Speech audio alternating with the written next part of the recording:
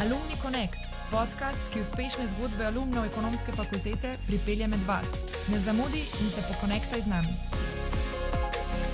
Danes z nami Blaž Brodnjak, predsednik uprave Nove Ljubljanske banke. Poleg tega dejaven na mnogih področjih. Predsednik nadzornega sveta Združenja bank Slovenije, predsednik sveta MČEM, podpornik športa, zagovornik vodenja. Prisluhnimo. Blaž, najlepša hvala, da si sprejel vabilo. Veselim. Alumni do diplomskega študija ekonomske fakultete. Kaj si vzel s sabo, ko si dobil diplomo na tej fakulteti? Takoj naslednji, čez 3 dni sem šel v vojsko. Res, diplomiral sem, zaključil sem z izpiti konec junija in potem do januarja diplomiral in potem še v absolventu izkoristil služenje vojaškega roka in takoj, ko sem se vrnil, sem se čez 3 dni poročil, čez 5 pa šel v službo. To pa je učinkovitost. Devica, horoskopska devica. Ne, ampak meni je fakulteta dala predvsem to, da sem se znal obrniti, ne. Kje je kaj poiskati. Zdaj je pa to toliko bolj pomembno, ko je dejansko vso znanje tega planeta 3 tepe stran na telefonu, ne. Je pomembno, da dobiš v bistvu orientacijo, ne, ker memorirati vse fakte več nima nobenega smisla, ne. Od enega do naslednjega predavanja praktično, če si poprečno učljiv in poprečno marljiv, lahko semester oddelaš, ne. Tako da je res zelo pomembno, da se s profesorji znaš pogovarjati na način, da te usmerjajo, kje poiskati, kako razmišljati, ne pa več memorirati, ne. To je danes mimo. Danes so pogoste kritike, da diplomanti, ko pridejo v delovno okolje, nič ne znajo. Se ti zdi, da smo takrat znali več, ko smo prišli iz fakultet na delovna mesta? Ne nujno, ne, ampak takrat je bilo to še bistveno bolj pomembno, kam se obrniti, zato ker nismo imeli dostopa do vseh informacij. Jaz se spomnim, ko sem eno gradivo potreboval za pisanje diplomske naloge, sem 3 tedne čakal nanj v knjižnici, ne. Danes pa mladi fanti in dekleta to preko telefona v 3 sekundah pridobijo, ne. Tako da imajo danes enormno večje možnosti ti otroci, ne, ti mladi ljudje, no, ne otroci. Tako da je zelo pomembno, da se skušaš v okviru študija in v času študija samega sebe izprašati do te mere, ne, kaj te dejansko res zanima. To je zame bolj iskanje poti, kot pa, ne, da zdaj ti neke konkretne stvari memoriraš. V bistvu ti študij pomeni, po mojem mnenju, ne, da neko usmeritev, da potem lahko bolj učinkovito kopaš v eni smeri, no. In potem lahko pa danes enormno hitreje napreduješ, kot smo takrat lahko mi, ne. Pač fakulteta ti v tistih nekih omejenih urah pač lahko da nekaj, ne, in te bolj napotuje v neko smer. Zdaj, ko si usmerjen in kot rečeno, povprečno učljiv in marljiv, pa ne boje meja, no. Ko imaš vse na dlani, samo moraš vedeti, kaj bi rad. So tebe zanimale številke že takrat? Pa ja, jaz mislim, to je zanimivo vprašanje, ne, ker jaz sem globoko v srcu biolog. Mene fascinira življenje. In jaz, če bi bilo verjetno po moje nekim drugih okoliščinah, bi morda zdaj preučeval, ne vem, verjetno razmnoževalne navade, kakšne redke živalske vrste v džungli, ne. Ampak je, ne vem, zakaj takrat je Slovenija dejansko šla na neko samostojno pot, ne. Jaz sem 74-letnik, se pravi, takrat, ko je Slovenija postala samostojna država, se je začelo pri nas govoriti o tržnem gospodarstvu, začelo se je govoriti o kapitalskem trgu, o delnicah, obveznicah in to se mi je zdelo neverjetno seksi takrat, ne. In verjetno je to me na nek način potem spodbudilo, da sem razmišljal v smeri, da na nek način, ne, grem čez to, kar me je primarno na nek način zanimalo, v to, kar me je intrigiralo, ne, kljub vsemu poslovno, pa zdaj, ne vem, ali to materialistični vzgib, jaz ne bi rekel temu materialistični vzgib, ampak nekaj novega, no, nekaj, kar je Slovenijo prihajalo, takrat s poskusi, ne, na velika vrata, da bomo imeli borzo, da bomo imeli res razvit kapitalski trg, ne. Nažalost se nič od tega potem ni izvedlo na način, kot smo si mi takrat predstavljali, ampak kljub vsemu me je pa usmerilo na to pot, ne, in sem takrat izbral smer poslovnih financ. In sem to potem na polno zagrabil, ne, in v bistvu je bolj slučajno, kot zares sem se usmeril v poslovno bančništvo, zato ker sem začel dejansko kot borzni posrednik in potem vodja trgovanja, takrat največji zasebni borzno-posredniški hiši, in sem se vsak dan vozil s Ptuja v Ljubljano službo, ne. In soprogo, sedanjo soprogo, takrat je že bila tudi soproga, ja. Sva se pogovarjala, da glede na to, da je zanosla, ne, to nevzdržno stanje, ti vsak dan ob 5:45 z avto, pa ob 10 zvečer nazaj, ne, z otroki in tako naprej, ne, to ne bo šlo, ne. In sem začel razmišljati, pa bom poskusil se zaposliti nekje v Mariboru in je ena od poslovnih bank takrat razpisali delovno mesto svetovalca za podjetja v Mariboru, ne. Speva do Maribora je pa Purce. Tako z enega konca Ljubljane, drugega. In sem v bistvu takrat se čist prijavil, kot tako malo na razpis, ne, da vidim, kaj to je. In po nekih par pogovorih sem dojel, da je pa bančništvo v bistvu ena zelo široka dejavnost, ne. Ker imaš in gospodarstvo, in vedenjske, ne, vzorce, potrošniške vzorce, praktično celotne nacije na dlani, ne. In informacijski kapital, ki ga imaš, je izjemen. Ljudje pač bančništvo nujno ne razumejo, ne, in ga jemljejo kot neko zelo preprosto obrt, pa ni tako zelo preprosta obrt, ne. Ker lahko točno od 100 poslov lahko glih eno napako narediš, pa nič več, ne, če želiš dolgoročno vzdržno poslovati. Predvsem pa imaš dostop do res neverjetnega nabora informacij. Praktično, če si v vlogi, kot sem danes, največje banke na trgu, praktično ni velikega slovenskega podjetja, v katerem, ne, praktično nimaš pogleda v drobovje, ne. In to je seveda privilegij na eni strani, na drugi strani je seveda velika odgovornost, ne, ko posluješ s temi družbami, ker v bistvu deluješ, ne, kot podporni mehanizem v bankocentričnem gospodarstvu, ne. Vplivaš na razvoj gospodarstva? Seveda, ne, s svojimi odločitvami usmerjaš v bistvu razvoj gospodarstva, lahko tudi, ne, delno. In zato je to toliko večja odgovornost, no. V bančništvu si preživel skoraj večji del svoje kariere. Kako gledaš na razvoj bančništva v Sloveniji? Prej si že rekel, da mogoče ni šlo vse tako, kot si takrat predstavljal. Kako samo ocenjuješ razvoj panoge v Sloveniji? Mislim, razvija se zelo dosledno, ko gre za klasično komercialne bančne aktivnosti, ne. Ni se pa ta investicijski del pa sploh razvil, ne.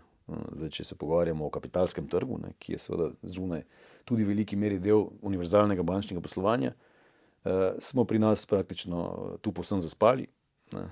Če pogledate, ne vem, industrijo tudi pokojninskih skladov in tako naprej. Hrvati imajo v pokojninskih skladih več kot 20 milijard, ne. Mi niti del tega zneska, ne, niti delček tega zneska. In dejansko nikoli nismo Ljubljanske borze vzeli kot nekega resnega razvojnega mehanizma za spodbudo gospodarstvu, ne.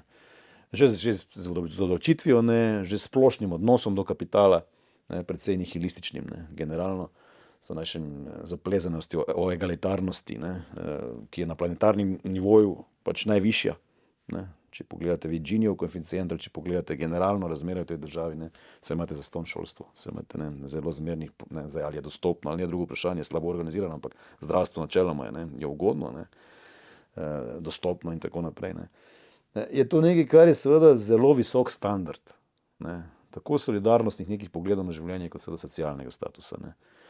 In v tem smislu jaz trdim, da je Slovenija tudi vzorno demokratično urejena. Saj pri nas, ko se volitve zgodijo, pride do mirnega prenosa oblasti brez nekih velikih frikcij in obračunava na cestah in podobno, ne.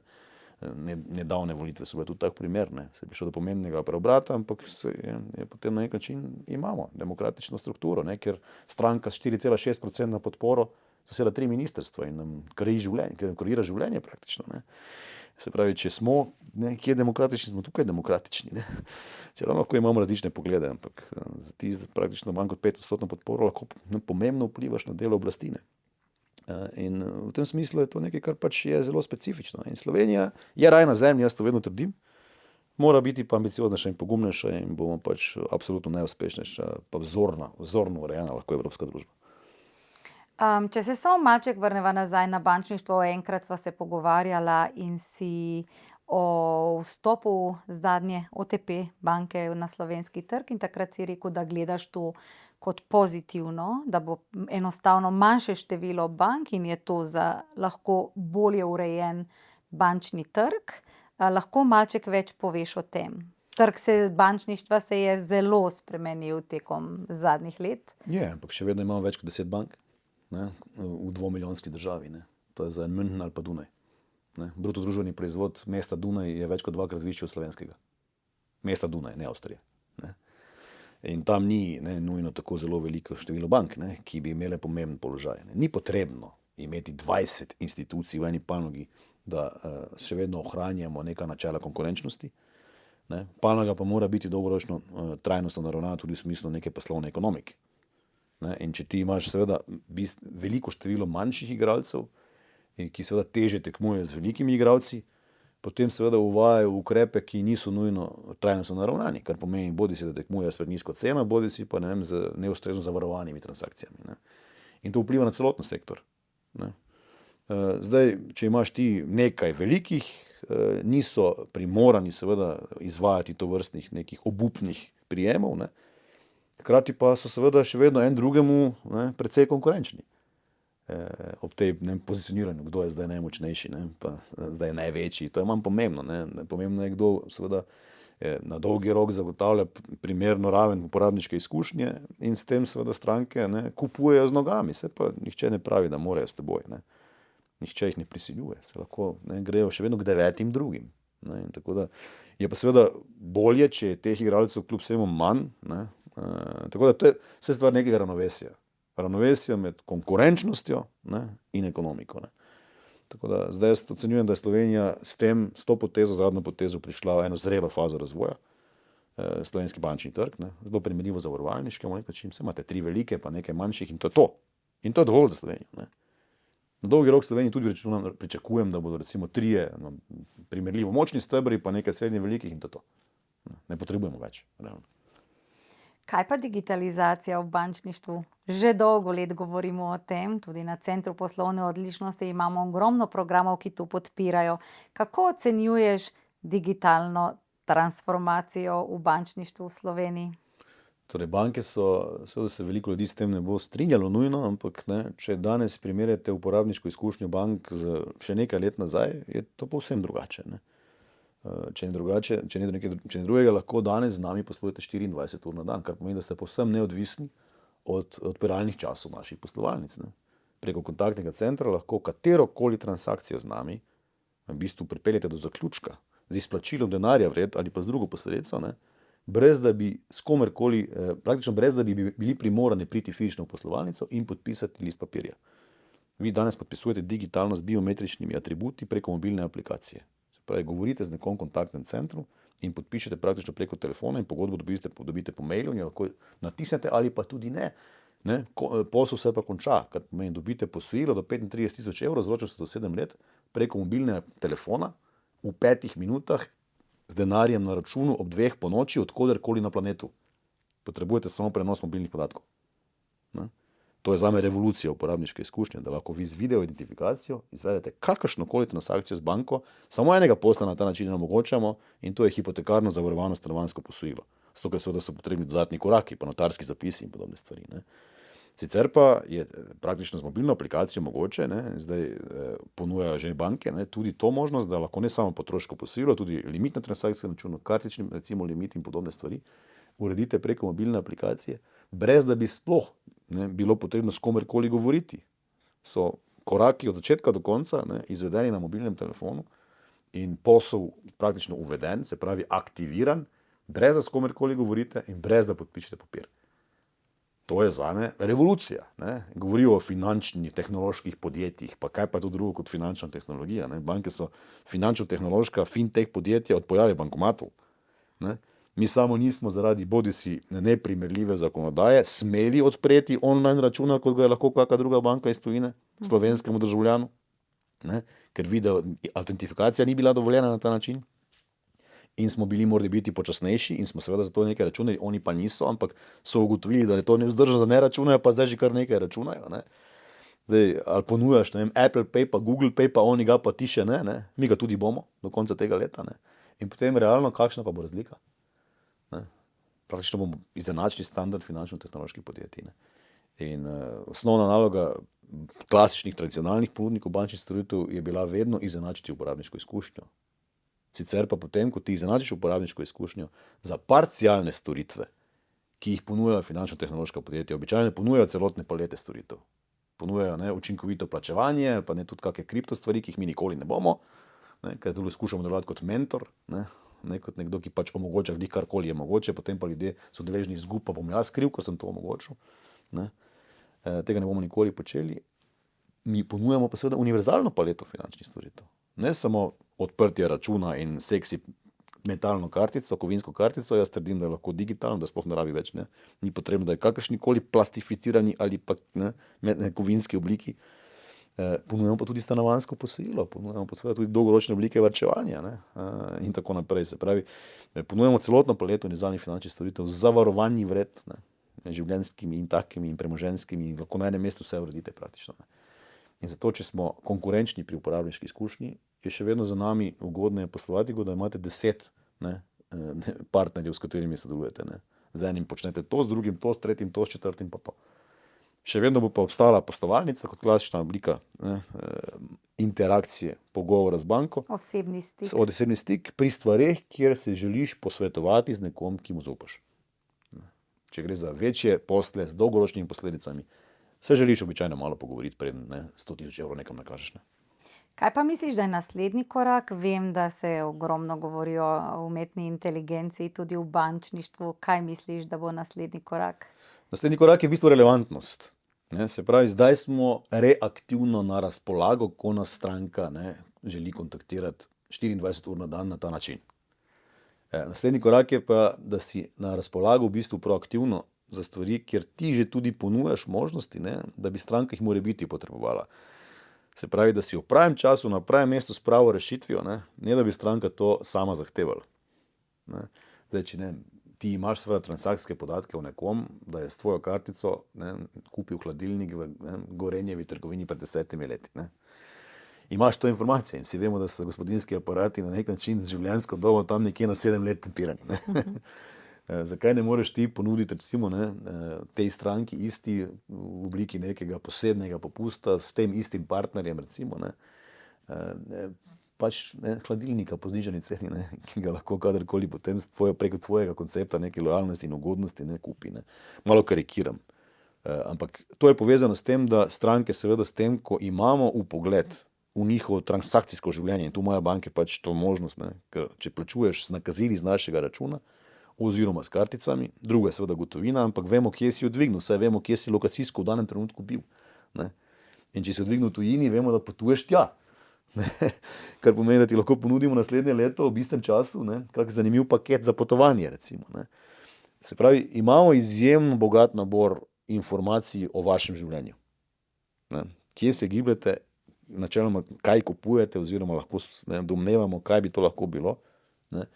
In seveda moramo tu ob absolutnem spoštovanju vaše zasebnosti potem vam ponuditi nekaj, kar je relevantnega. Se pravi, če ne podpišete seveda teh GDPR obrazcev in tako naprej, nam ne dovolite z vašimi informacijami transakcijskimi seveda razpolagamo, ne bomo. Ja. Če nam pa to dovolite, pa lahko postanemo še bolj relevantni za vas. In to je seveda dilema ne samo za banke, za kogarkoli, ki vam karkoli ponuja. Če vi na neki strani odkljukate, da dovoljujete piškotke ali pa da dovoljujete, da obravnavajo vaše podatke, imajo vsi to možnost. Največje ima socialna mreža, ki itak prostovoljno objavljamo, kaj počnemo praktično, kaj imamo radi, kaj nas zanima. Ko uporabljamo brskalnik, katerikoli že pač, tisti, ki seveda brskalnik ponuja vas, ve vse praktično. Ne ve pa nujno, nima pa nujno transakcijskih podatkov. Zato, če socialna mreža začnejo še pa transakcijske podatke uporabljati, se pa damo v roke. Njim v celoti, Če začnejo, pa Facebook in razni taki in podobni, še pa jih začnemo uporabljati kot mehanizme plačevanja, potem se jim pa damo v celoti v roke. Tu so banke kljub vsemu kakorkoli drugačne živali, v tem smislu, da so robustno regulirane, striktno nadzirane. Strani Evropske centralne banke, lokalnih institucij, mnogih informacijskih pooblaščencev, tako naprej. Z največjo regulativo. Daleč najbolj regulirane. Se pravi, banke imajo daleč najmanj možnosti, da bi manipulirale s temi podatki na način, da tega nekdo ne bi zaznal in problematiziral. In tudi s kibernetsko varnostjo se morate vi zelo veliko ukvarjati. Absolutno. Kibernetska varnost pa postaja izjemnega pomena. Se pravi, če poenostavim, bolj kot se digitaliziraš, bolj si izpostavljen morebitnim kibernetskim napadom. Več kot ponujamo teh storitev preko mobilnega telefona, interneta, kakih drugih kanalov, večje možnosti seveda obstajajo, da nekdo vdre v te sisteme. Na tak ali drugačen način. In pride do kompromitiranja podatkov, se pravi do kraje ali pa zlorabe osebnih podatkov. To je pač še relativno benigna oblika v primerjavi s tem, da lahko pride do kompromitiranja premoženja. Se pravi, da nekdo poseže na račune, pa Bog ne da sproža kakšna nakazila. Nažalost se pa v zadnjem obdobju vse več pojavljajo incidenti, ko ljudje nasedajo ponarejenim sporočilom, z namenom seveda zlorabe podatkov ali premoženja. kjer dobite, ne vem, potisno sporočilo, ki izgleda, kot da ga je poslala NLB in ljudje dajo, ne, uporabniško ime in geslo. Ne, in ga šibajo naokrog. Ne, in ga na podlagi maila, ki bi ga najbolj da jaz poslal osebno, ne, pa ne kliknejo gor, da bi pogledali, da tiste mailu piše čisto nekaj tretjega, da ni ne blaz.brodnjak@nlb.si, ampak je samo seveda, ne, ta alias takšen, ne, odzadaj je pa čisto nekaj drugega, ne. Dobijo, ne vem, z naše denarnice sporočilo, ne, da je poteklo nekaj karkoli in da morajo za aktiviranje kartice, ne, podati spet svoje identifikacijske podatke, se pravi, da morajo podati sporočilo, ne, uporabniško ime in geslo. In ljudje to naredijo, ne. Ne boste verjeli, kako velikem številu primerov ljudje to naredijo. In s tem se zdaj izjemno veliko ukvarjamo, tudi z mediji skušamo, ne, jim dopovedati, da je v nacionalnem interesu in v interesu slovenskih gospodinjstev in podjetij, da izobrazimo, ne, da ozavestimo in izobrazimo ljudi, da ne nasedajo to vrstnim, ne, ponarejenim sporočilom v taki ali drugačni obliki in da jih podučimo, kakšne pojavne oblike lahko vse dejansko imajo, ne, kot rečeno, pod pretvezo. Mi smo inštalirali en software, en programsko orodje, ki zgolj zaznava, ne, ponarejene strani, spletne strani. Ko smo ga zagnali, smo v eni noči zasledili 4 ponarejene strani NLB. V eni noči. Ne, zdaj si pa predstavljamo, kaj to pomeni. Ne. Ko smo recimo zdaj novo orodje inštalirali, ki dejansko nadzira tako imeni dark web, ne. Imamo internet, pa imamo seveda, ne, to črno cono, kjer se hekerji pojavljajo. Smo samo eno tako orodje inštalirali, ki je sledilo recimo, ne, vzorcem naših kartičnih številk, uporabnikov naših kartic, ne, in podobne stvari. In smo takoj zaznali ogromno številk kartic, ki kroži po tem dark webu. In smo takoj seveda imeli možnost to blokirati, ne, in strankam seveda poslati nove kartice, ne. Se pravi, kibernetska tveganja dobivajo neverjetne dimenzije. Neverjetne dimenzije. Mi smo se do 3 let nazaj relativno, ne, suvereno počutili na tem področju. Zdaj pa tisti, ki mi reče, da se čuti suvereno na področju obvladovanja kibernetskih tveganj, ne, ga povprašam, koliko časa še načrtuje, da bo na tem delovnem mestu stal.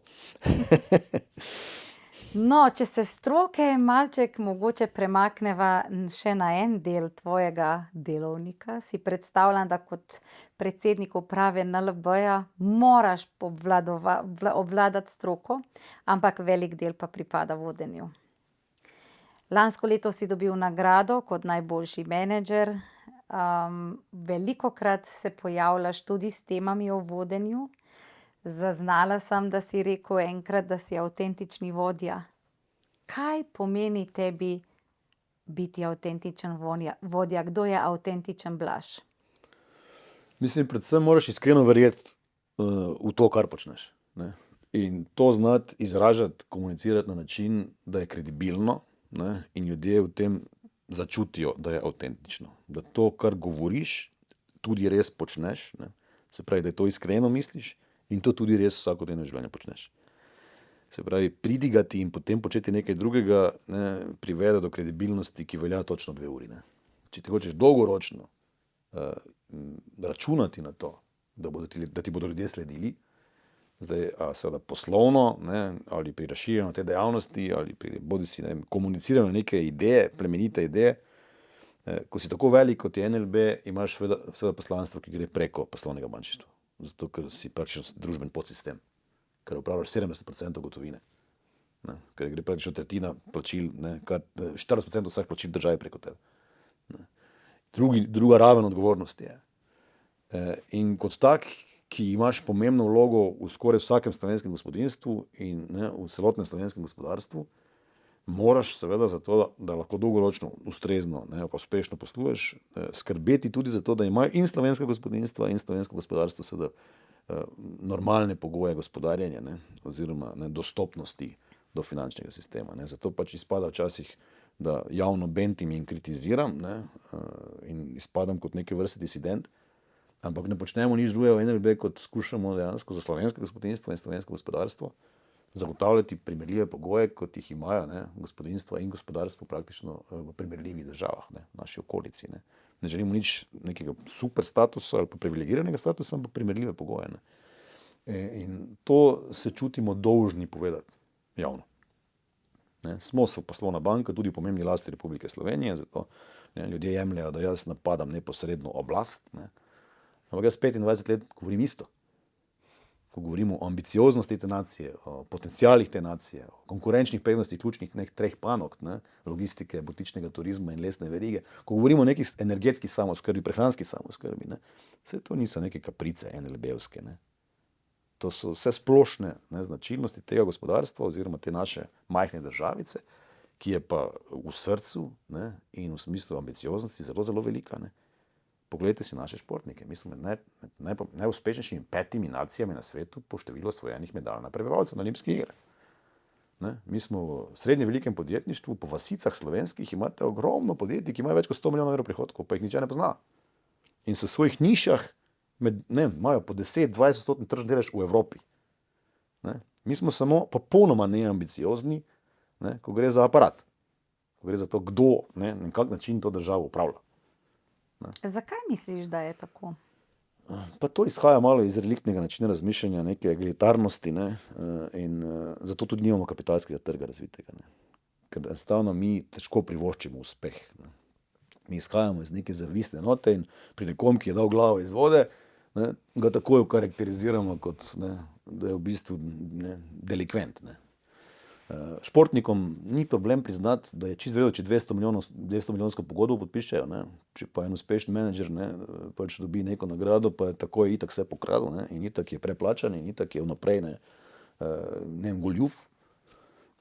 In tu imamo s to zavistjo nek resen problem, izhaja pa to iz egalitaristične retorike in zavestnega šikaniranja v bistvu uspešnosti, ne, ko gre za denar, ki je prislužen z delom. Ne, ki pač ni, ne vem, rezultat športnega uspeha, ampak je rezultat športnega uspeha, ki jaz posel analogno primerjam s športom. Ne. Zame je posel šport. Zelo analogno je vse skupaj. Ne. Smo na majhno odprto gospodarstvo, na globalni sceni, ne, in tekmujemo. Države med seboj tekmujejo. Ne. In zdaj, če želimo ohranjati neko raven blagostanja ali pa celo to blagostanje seveda povečevati, ne, potem moramo ustvarjati neko vrednost. Nažalost, delujemo v denarnem svetu. Ne v svetu sanj, ampak v svetu konkretnega premoženja, denarja. Ne. In denar je tisti, ki je seveda menjalno sredstvo. Ne. In če želimo seveda deliti več obsega pravic in monetarnih učinkov, moramo ustvariti več. Ne. Tako preprosto to pač je. Ne. In zdaj lahko izhajamo iz tega, da smo čisto zadovoljni s tem, da delimo to, kar ustvarjamo, ne. Ali pa se zavestno vprašamo, kako bomo ustvarili bistveno več in bomo potem, ne, imeli nek globalni maksimum, ki bo pomenil, da lahko delimo tudi več. Ne, in definiramo nek obseg pravic, obseg blagostanja, ki je cilj, in kako potem to doseči, ne, tudi skupaj opredelimo skozi neke 3-4 ključne cilje, v katerih se ne prepiramo, v katerih se zedinimo, to so slovenski ključni cilji. Pa si rečemo, imeli bomo med 3 najučinkovitejšimi javnimi upravami na svetu. To je naša ambicija. Kaj to pomeni? Uvedli bomo ciljno vodenje v javni sektor, tudi tam ni sveto delovno mesto, če ne daš od sebe nič, pač ne, tudi ne moreš računati na varnost zaposlitve. Ne? In nagrajen si variabilno. Ne? Zato jaz malo provociram, ko govorimo o singapurskem konceptu. Ne? Mi seveda nismo ne mentalno, ne kulturno zreli za kak podoben režim, ne? Ker tam so seveda represivni elementi tega modela, ki za nas svobodne Evropejce niti slučajno niso sprejemljivi, ne? Ampak predsednik vlade nagrajen variabilno. Se pravi, če pripelje gospodarstvo in celotno družbo v boljše stanje, je nagrajen več, če ne, pa ne. In seveda, če pa imajo pa ničelno toleranco do korupcije, to pa itak, ne. Pa do nekredibilnosti, do neizpolnjenih obljub. Ničelno toleranco. Pri nas pa toleriramo neizpolnjene obljube, neambicioznost, ne, nedoslednost, schizofrenost pri komuniciranju, mislim, ne. In vse to ni nov fenomen, mi to 30 let toleriramo. Pa upamo na Godoja, ne. Tu smo pač nezreli kot nacija. 30 let tradicije svobodne podjetniške pobude ni dovolj. Zavestno smo šikanirali kapital. V tem obdobju zavestno šikaniramo uspešne podjetnike. Namesto da bi se ključni oblastniki vsakih 14 dni tam najavili, pa jih spraševali, kaj si v zadnjih 14 dneh doživel, kar te je vrglo malo nazaj, da se naučimo in se izognemo napakam. Ne. Jih okarakteriziramo javno kot tiste, ki jim itak treba še več pobrati. Ne. In se jim dejansko tudi več pobere. V zadnjem obdobju edina reforma, ki smo bili deležni, je bila, da so se višje plače znižale za 15%, ne, minimalna pa šla gor za 12,5%. slišim, da Slovenci večinsko želimo egalitarno družbo. Prav. Ne? Samo lahko izhajamo iz teze, da si vsi isto zaslužimo, ker itak damo vse od sebe in rezultat ne šteje, ampak potem seveda bomo imeli eksodus pač ustvarjalnih, delovnih, podjetnih. Kako bi to izgledalo, tak sistem izgledal v NLB-ju? Si ne znaš predstavljati? Glejte, mi delujemo pač po klasičnih podjetniških principih.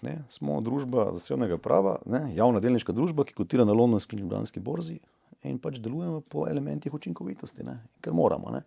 In smo v zadnjih 6 letih ali pa 7 letih 4-krat bili najdobičkonosnejše slovensko podjetje. Pa še vedno smo luknja brez dna, pravijo.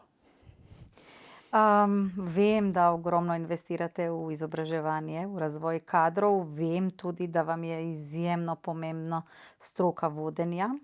Ampak še vedno pa vsi vemo, da imamo izziv, tako v podjetjih, kot tudi na splošno v Sloveniji z znanji vodenja. Kaj misliš, da je največji izziv? Jaz mislim zaprtost. Poglejte si recimo samo strukturo narodnosti zaposlenih v najpomembnejših slovenskih družbah v zadnjih 30 letih. Koliko družb je imelo mednarodno zaseden menedžment? Pa se dotakniva največjih slovenskih sistemov, največjih 10 slovenskih podjetij. Samo NLB. Mi smo avtartični, mi mislimo, da znamo vse sami najbolje in največ. Nismo odprti na zunanje znanje in na različnost. Jaz mislim, da smo rahlo ksenofobni na eni strani, na drugi strani pa želimo pač mi to centralno malo nekaj upravljati. Kar se tudi da v končni fazi, ampak je treba razumeti, da tekmujemo globalno. In da če želimo biti uspešni in želimo tekmovati s kakovostjo, ne s ceno, ker če tekmujemo s ceno, bomo zacementirali nizke plače, se pravi, smo primorani tekmovati s kakovostjo. In če vemo, da je Švica država, ki druga največ na tem planetu vlaga v raziskave in razvoj, pa je razvojno že nekje drugje, in seveda želimo tekmovati z znamko Made in Switzerland, potem potrebujemo mi tu talente, ki znajo več od onih Švici, ki so sposobni razviti rešitve, izdelke in storitve, ki bodo lahko tekmovali ob boku s švicarskimi. In za isto ceno bodo morali biti 20% kakovostnejši. Če tega ne bodo pripoznali. Se pravi, imamo največje talente in tu je seveda pomen znanja tako velik. Zdaj, ali imamo šolski sistem, ki jih bo izobrazil, jaz se pa bojim, da ni šolski sistem dovolj. Ker če jih izobrazi in imamo takšen davčni sistem, kot ga imamo, jih izobražujemo za tujce. Ker bo šli v tujino oziroma bodo doma danes po koroni z novo paradigmo delali za ameriška in nemška podjetja od doma. To zelo narašča. Ja, seveda, pa se je logično. Pa poglejte, v Zagrebu je pri moji bruto plači 50% višje neto izplačilo. Imajo spodbude za digitalne nomade, posebne, in imate v vasici v Istri 3000 informatikov. Mi pa v Sloveniji najdemo 3. In smo v Srbiji primorani razvijati storitve oziroma rešitve za našo skupino. In tu je glavni izziv, ki ga ne razumejo nekateri, ki v tej družbi želijo uveljavljati neke ekonomske politike. Sposobni bodo delali za druge. In če tu ostanejo, hvala Bogu, bodo vsaj trošili doma. Večji problem pa je, če jih tu najdemo dovolj, zato ker se tudi geografsko odselijo, oziroma ker jih potrebujemo več, kot jih naš izobraževalni sistem sproducira. Še posebej zdaj govorimo o informatikih, razvojnih kadrih z IKT tehnologijami. Smo mi primorani pač razvojni center postaviti v Beogradu. In če mi razvojni center postavimo v Beogradu, mi ne bomo zato trpeli. NLB se bo razvijal pospešeno naprej. Samo ti ljudje bodo živeli v Beogradu in trošili v Beogradu. To niso delovna mesta v Ljubljani. In to bo šlo tudi za druge razvojne mehanizme v tej smeri. Zadnjič sem z enim proizvodnim podjetjem govoril, ki je zelo blizu hrvaške meje doma. Ima sedež 5 minut. In razmišlja, da bojo prezaposlili vse inženirje na Hrvaško. In to je zelo preprost manever. Samo zaposlijo jih tam. 100 družb je po mojih informacijah v tem trenutku v fazi v procesu presojanja preselitve sedeža družbe na Hrvaško. Upam, da bo kdo poslušal tudi ta podcast. Mogoče se pomikamo proti zadnjemu delu. Moram vprašati še za eno stvar, to je tvoj hobi. Vem, da jih imaš več, ampak vseeno si prej omenil, da si po srcu biolog in zdaj vem, kje sproščaš to biološko žilico, verjetno v tvojem nasadu trt. Bi lahko kaj več povedal o tvojem novem podjetniškem podvigu familije? Mislim, to ni moj podvig, ne, to je družinski podvig, jaz sem tu v bistvu bolj malo spiritus agens, ne, pa finančni pokrovitelj, ne.